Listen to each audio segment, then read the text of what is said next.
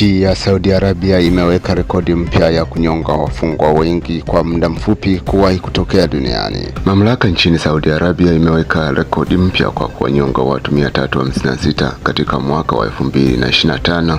Taarifa hii ni kwa mujibu wa shirika la habari la AFP, ambapo limeongeza kwamba idadi hiyo inamaanisha Saudi Arabia imetekeleza adhabu hiyo kwa kuwanyonga wafungwa wengi zaidi katika kipindi cha mwaka mmoja. Wachambuzi kwa kiasi kikubwa wamekosoa ongezeko hilo la utekelezaji wa adhabu ya kifo na mapambano dhidi ya dawa za kulevya yanayotekelezwa na utawala wa mjini Riyadh, huku ikielezwa kuwa wengi waliokamatwa na kutiwa hatiani waliadhibiwa kunyongwa.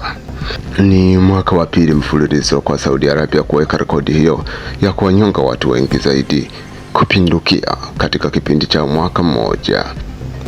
Serikali ya Mfalme Mohammed bin Salman Al Saudi imevunja rekodi yake iliyoiweka mwaka 2024 ambapo watu 338 walinyongwa nchini humo kwa tuhuma mbalimbali, ikiwemo uuzaji na ununuzi wa madawa ya kulevya na kushiriki mapenzi ya jinsia moja.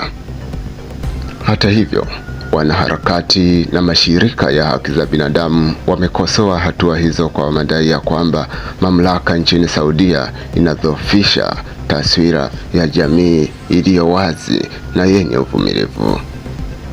Mimi ni Frank Shuhudia wa Pot Media, Dar es Salaam.